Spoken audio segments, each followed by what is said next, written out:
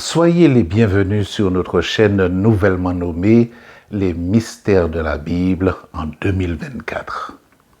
À l'attention de ceux qui se plaignent de ne pas nous trouver sur le réseau, nous leur prions instamment d'inscrire en premier lieu Jean-Charles Pamphile, P-A-M-P-H-I-L-E, puis le nouveau nom de la chaîne, Les Mystères de la Bible. Inscrivez alors le nom du titre que vous cherchez en n'omettant surtout pas d'ajouter son quantième, première partie, deuxième partie, troisième partie, etc. Les titres disponibles sont « Comment comprendre Matthieu chapitre 5 verset 39 ». L'arche a-t-elle été retrouvée plus son quantième. Disciple plus son quantième. Jésus nous aurait-il menti plus son quantième. Ni fiancé, ni mari. Les titres dont nous n'avons pas signalé le quantième n'en ont pas. C'est aussi simple que cela. Enfin, pour répondre une fois pour toutes à ceux qui n'ont de cesse de nous le demander, nous ne faisons partie d'aucune secte, d'aucune église, ni d'aucun groupe. En tant que biblistes, nous nous contentons de vous proposer une autre approche des Écritures. Par ailleurs, nous continuons à expédier nos nouvelles vidéos à ceux qui ne se sont pas encore abonnés. Nous serions heureux qu'un grand nombre s'abonne à notre chaîne, Les Mystères de la Bible. Si vous ne vous êtes pas encore abonné, n'hésitez pas à le faire et surtout incitez vos amis et connaissances à faire de même. Notre équipe est toujours composée de Moïse Graham, Atouillant Dominique, qui sont des consultants, Frédéric François, qui est un bibliste comme moi-même, et de Nestor Azero, qui est le réalisateur de nos vidéos à ce jour. En 2024, lorsque nous enregistrions cette capsule, nous ne faisions pas allusion au Nestor Azero qui était encore maire de la Sainte-Marie en Martinique. Nous vous parlions ici de son cousin, pour ceux qui connaissent la Martinique. Et ne pas connaître un tel détail ne vous disqualifiera pas pour le ciel, croyez-nous. Cette remarque étant faite, parlons maintenant de notre sujet, la prière. Certains auditeurs nous ont interpellés en nous demandant de leur indiquer ce qui nous permet de dire si certaines prières sont exaucées ou pas. Nous sommes bien conscients que ceci est une rengaine de prédicateurs, quelle que soit leur confession. À vrai dire, vous ne trouverez nulle trace dans les Écritures stipulant que Dieu a accrédité un être humain du pouvoir de distinguer une bonne prière d'une mauvaise. Nous avons pris la liberté de vous parler de prières non exaucées parce que les Écritures elles-mêmes le soulignent. Au 8e chapitre de son épître aux Romains, 26e verset, Paul l'apôtre dit clairement que nous ne savons pas prier. Et même si nous ne savons pas prier, le Saint-Esprit pallie nos faiblesses. Écoutez bien, le Saint-Esprit pallie notre faiblesse pour une seule raison. Et c'est la plus importante. Parce que nous ne savons pas ce qu'il convient de demander dans nos prières. Mais c'est de Jacques que nous vient la notion du non-exaucement de certaines prières. Au reste, il insiste en disant que si nos prières ne sont pas exaucées, c'est qu'il y a une seule raison. Nos demandes ne visent à rien de mieux que de dépenser pour nos plaisirs. Durant un instant, rien qu'un instant seulement, oubliez à votre religion, à votre doctrine et référez-vous aux Écritures, seulement aux Écritures. Nous sermons à tout vent, mais principalement aux chrétiens qui sont attachés aux Écritures. Ce faisant, demandez-vous pourquoi Dieu répondrait à une prière que vous lui auriez adressée en faveur d'une personne dont vous ignorez tout? Alors, au prétexte que Jacques l'apôtre nous conseille de prier les uns pour les autres, nous nous lançons dans d'interminables prières ponctuées par des bénis celui-ci, bénis celui-là, d'aide visiter ceux qui sont en prison, ceux qui sont souffrants à l'hôpital, et une suite de demandes que nous avons formulées par pure forme. Puis, nous nous relevons avec le sourire de la satisfaction du devoir spirituel accompli. Alors que Jésus nous demande d'aller visiter les malades, les veuves, les orphelins, les prisonniers, les chrétiens que nous sommes, lui demandons d'y aller. Trouvez l'erreur. Voyez-vous, celui qui fait monter une prière d'intercession vers Dieu se doit d'avoir beaucoup, mais alors beaucoup d'amour pour son prochain. Il doit être pleinement convaincu que la personne qu'il croise ou fréquente tous les jours est un citoyen du royaume des cieux en puissance. Cela vous paraît étonnant, voire impossible, parce que nombre d'entre vous entendent ceci pour la première fois. Bien plus, ce que nous vous disons est à l'opposé de ce que vous avez déjà l'habitude d'entendre dans votre Église. Dieu n'est pas une girouette de clocher. Il ne changera jamais de position. Son Saint-Esprit se chargera de vous convaincre de la véracité de ses dires en venant au secours de votre incrédulité. Malheureusement, nous, les chrétiens, nous avons jusqu'ici négligé ces choses pour ne nous adonner qu'à notre guéguerre de religion. Ce que nous allons vous révéler ici est la plus stricte vérité, mais retenez bien qu'il n'y a pas de vérité absolue. Toute vérité est perfectible. Ne relâchez jamais l'effort que vous avez consenti, non pas de vérifier ce que nous vous disons, mais d'examiner ce que nous vous avons déjà dit et ce que nous vous dirons. Oh, il ne s'agit pas d'une vérification, mais d'un véritable examen. Examinez. Ne vous contentez pas de nous écouter sans examiner. Examinez ce que nous vous disons. Et c'est parce que nous avons cru béatement aux paroles de nos instructeurs d'antan, sans ne les avoir jamais examinées, que nous sommes dans les ténèbres aujourd'hui. Notre amour pour le prochain doit être profond. Parmi nous, quel chrétien est en mesure de dire comme Moïse lorsqu'il a défié Dieu au mont Sinaï: pardonne à ton peuple, sinon efface-moi du livre que tu as écrit. Franchement, quel chrétien serait prêt à renoncer à l'immortalité si Dieu refuse de répondre à ceux pour lesquels il a prié ou qu'il prie? La sincérité de notre cœur, alliée à l'amour de Dieu qui se transcende envers notre prochain, est rigoureusement indispensable pour espérer recevoir une réponse de Dieu lorsque nous le prions en faveur de notre prochain. Vous comprendrez un peu plus tard.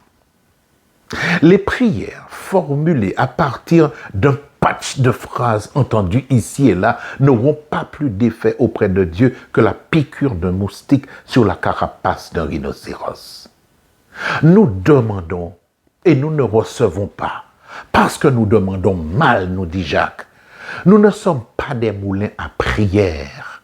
Lorsque nous prions, nous ne nous adressons pas à notre assemblée ou à celui qui écoute notre prière. Ayons toujours à l'esprit que lorsque nous prions, nous nous adressons au juge de toute la terre. Une autre catégorie de gens vous demande à brûle-pourpoint de prier pour elle. Or, la plupart du temps, vous ne savez rien de cette personne. Quelle prière pouvez-vous faire monter vers Dieu en faveur de cette personne dont vous ne savez strictement rien? Tenez, vous viendrait-il à l'idée de supplier Dieu de venir au secours d'un milliardaire qui aurait perdu 10 € quelque part pendant qu'il faisait son jogging sur un terrain de luxe privé? Si vous ne connaissez ni les exigences, ni les aspirations, ni les désirs d'une personne, ce qui est très, très, très souvent le cas, quelle prière allez-vous faire monter vers Dieu? À l'inverse, des personnes que vous connaissez vous sollicitent pour prier pour elles. Mais, une fois qu'elles ne sont plus en difficulté, rares, très rares sont celles qui ont la réaction du 10e lépreux. Nous voulons dire en cela qu'elles ne reviennent pas vers vous pour vous prévenir de l'amélioration de leur situation. Et vous continuez à prier en suppliant Dieu d'exaucer votre prière en faveur de cette personne. Tenez, combien de chrétiens n'ont-ils pas prié pour des mourants?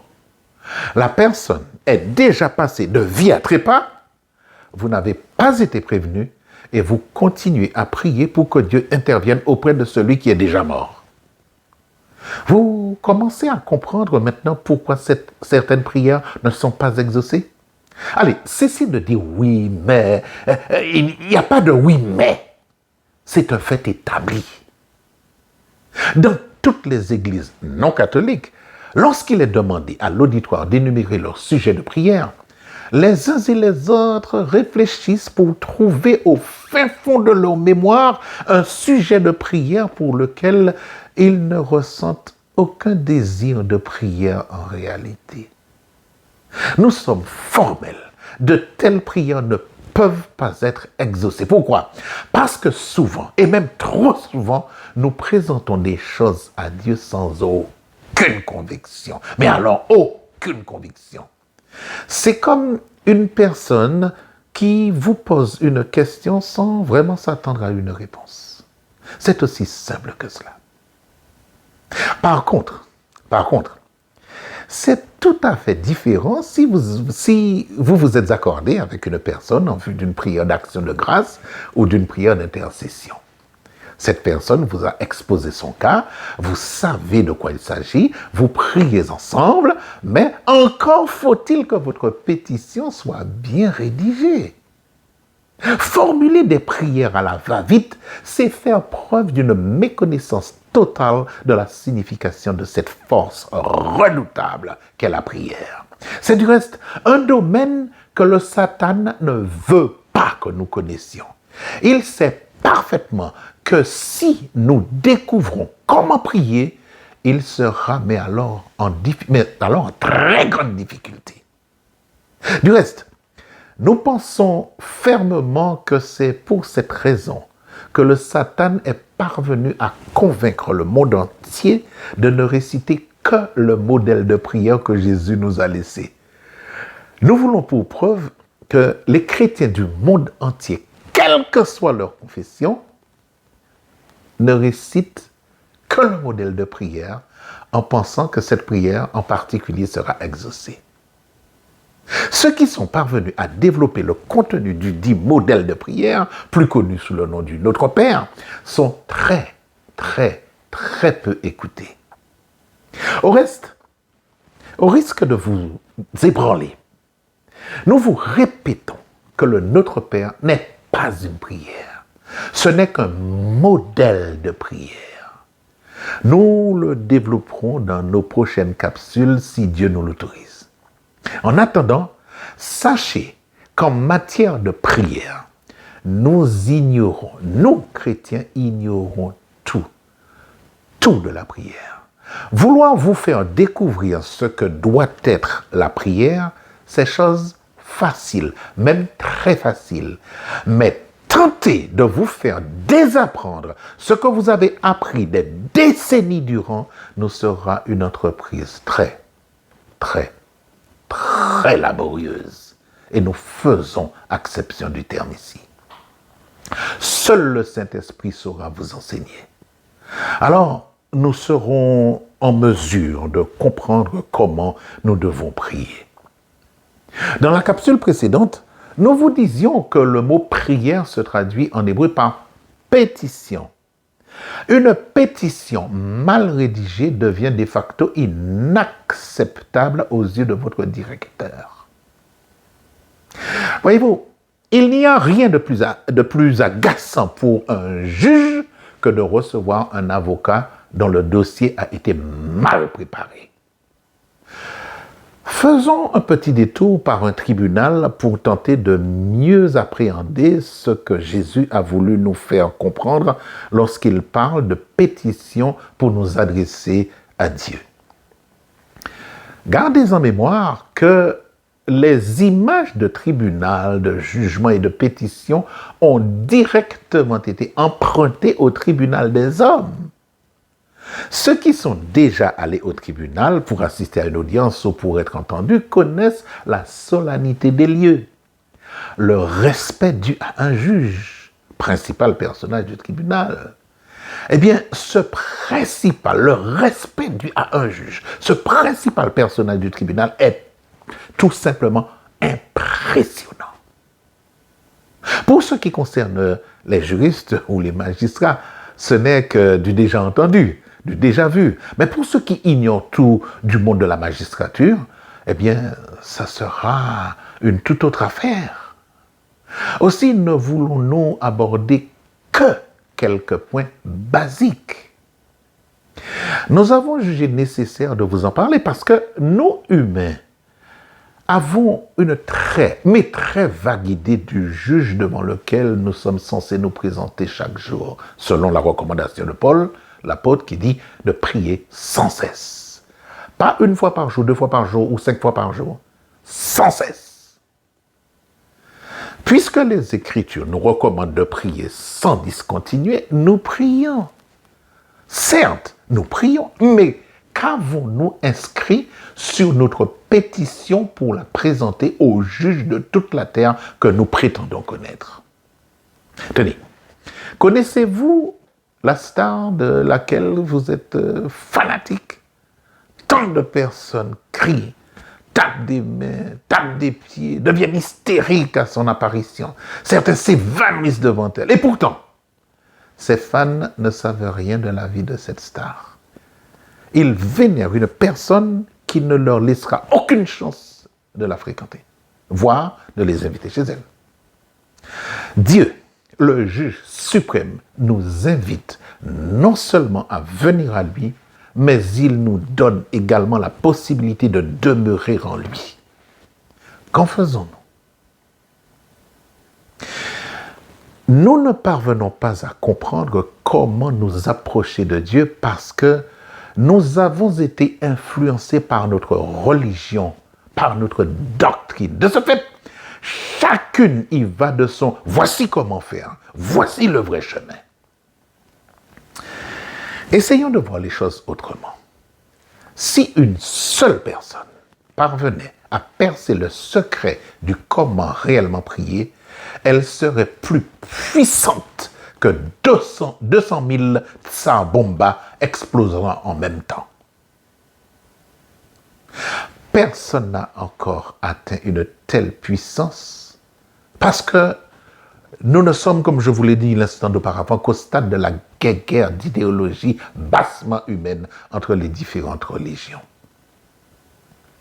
Vous vous dites certainement, mais monsieur, si vous n'avez pas cette puissance dont vous nous parlez, qu'avez-vous à nous apprendre? Et ça serait la bonne question à poser. En fait, 2024 était l'année où nous posions les premières pierres de ce que nous croyons être les vraies bases de la prière.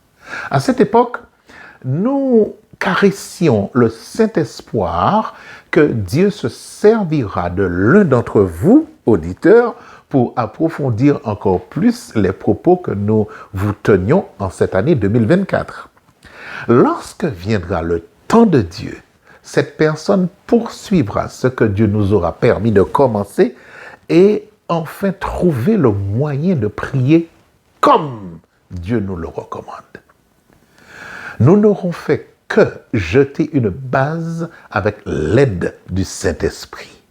Et vous, plus vous approfondirez la base que nous avons jetée, plus vous serez à même de comprendre que prier Dieu ne se résume pas à se mettre à genoux, les yeux clos, les mains jointes, prononcer quelques phrases, puis conclure ce moment par un retentissant au nom de Jésus. Or, là encore, aucun chrétien n'a encore saisi ce qu'est prier au nom de Jésus.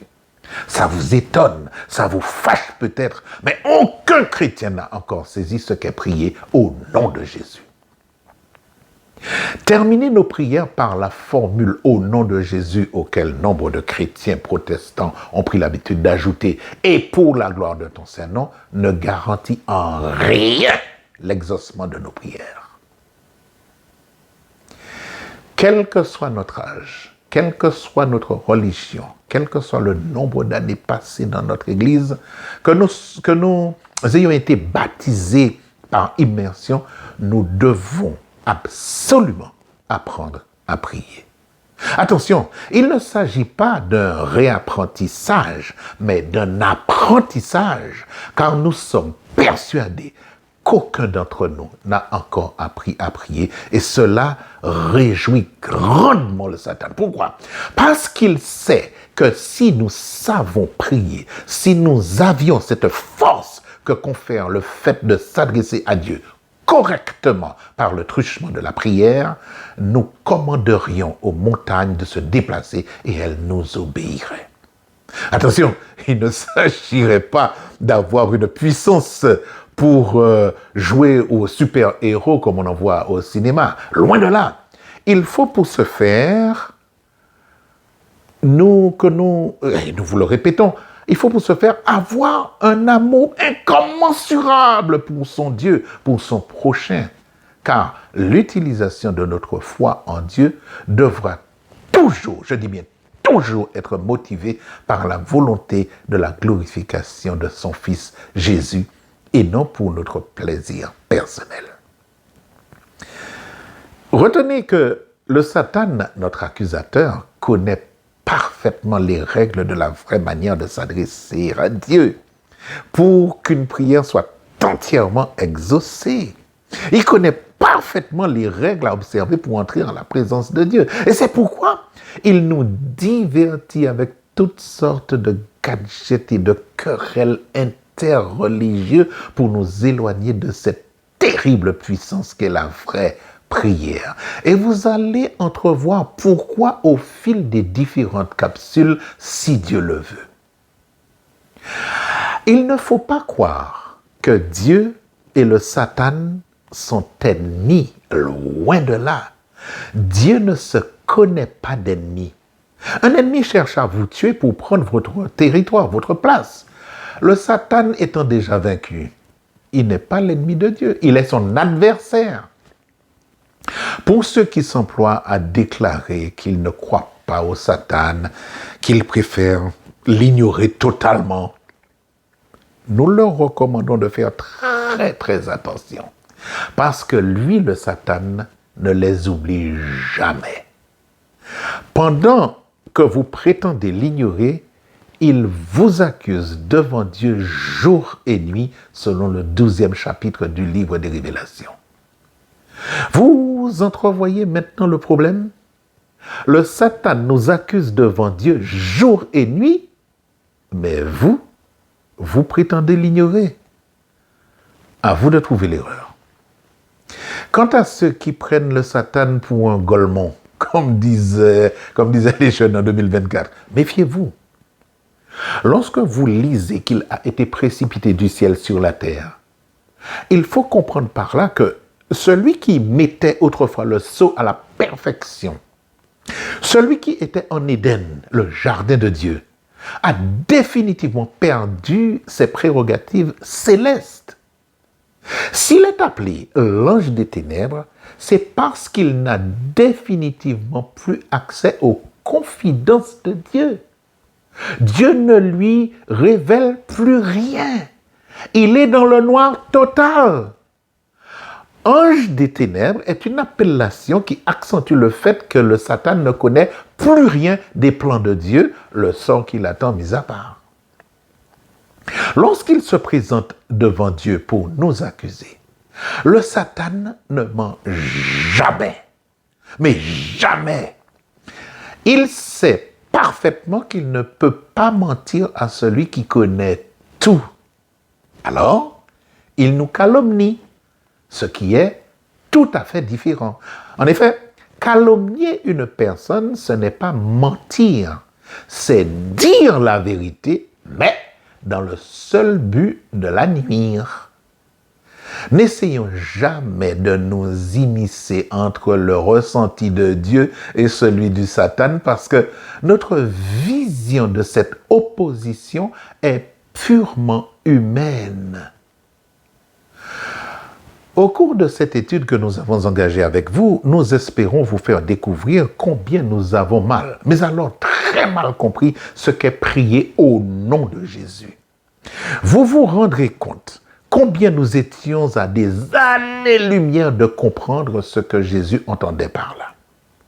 Tenez, lorsque Jésus dit « Tout ce que vous demanderez en mon nom, je le ferai », vous vous attendez à tout obtenir, n'est-ce pas?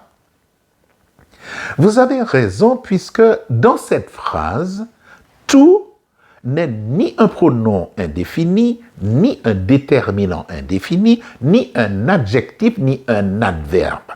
C'est un nom masculin qui désigne la totalité, l'ensemble. Autrement dit, rien de ce que vous demanderez à mon Père en mon nom ne vous sera refusé. Cette assertion, ayant très mal été comprise, cela a jeté encore plus profondément le doute et l'incompréhension dans le cœur des chrétiens qui prient. Lorsque nous avons prié et que nous ne recevons rien, nous avons envie de hurler à Jésus. Mais pourquoi? Pourquoi, après que nous t'ayons tant supplié, tu as laissé mourir mon père, ma mère, ma soeur, mon ami, mon mari? Pourquoi as-tu laissé les voleurs dérober tout ce que j'avais chez moi? Pourquoi, après t'avoir tant prié, tu as laissé mon patron me licencier? Pourquoi laisses-tu mes ennemis me dévorer de la sorte?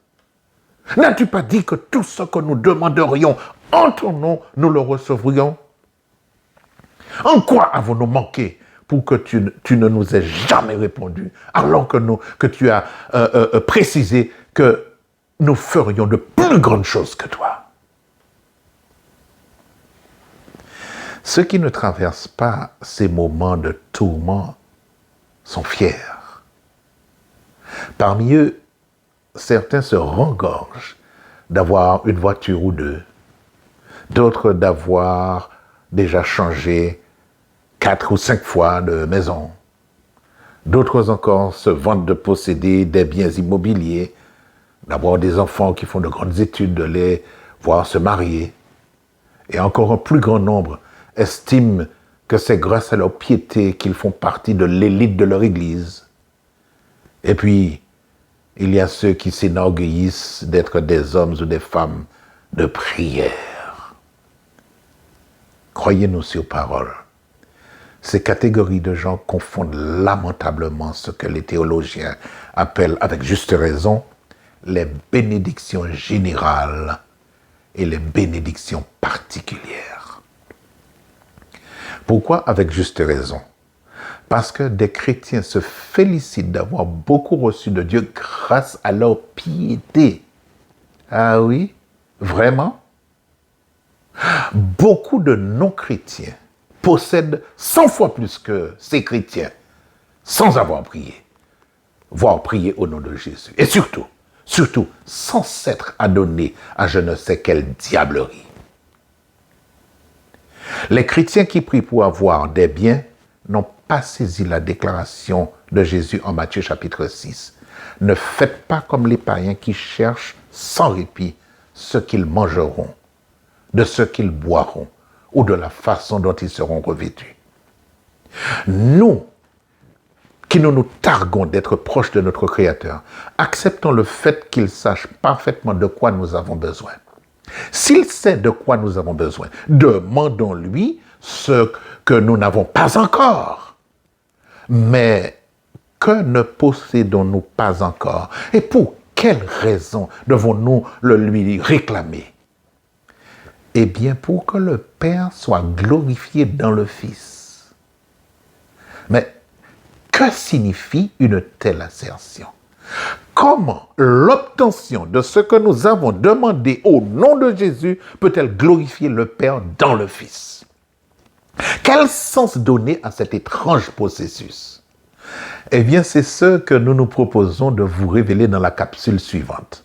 En attendant ce moment, et si ce n'est pas encore fait, pensez à vous abonner à notre chaîne nouvellement nommée Les Mystères de la Bible et surtout à la faire connaître auprès de vos amis qui sont certainement nombreux à ne pas savoir que la chaîne Les Mystères de la Bible existe. Si cela vous paraît une contrainte, partagez simplement cette vidéo. À bientôt, si Dieu veut, et surtout, si vous-même vous le désirez. À bientôt.